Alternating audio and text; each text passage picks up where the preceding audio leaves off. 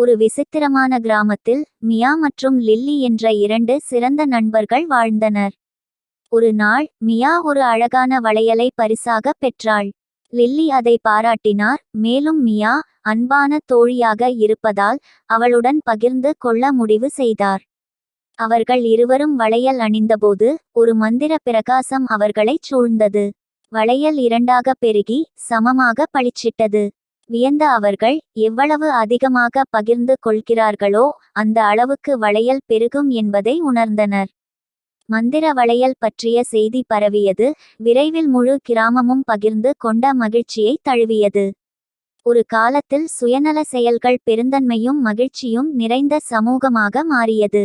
கதையின் தார்மீகம் தெளிவாக உள்ளது. நாம் எவ்வளவு அதிகமாக பகிர்ந்து கொள்கிறோமோ அவ்வளவு மகிழ்ச்சி பெருகும். பகிர்ந்து கொள்ளும் பரிசு மற்றவர்களுக்கு மகிழ்ச்சியை தருவது மட்டுமல்லாமல் அனைவருக்கும் ஒரு அற்புதமான சமூக உணர்வை உருவாக்குகிறது.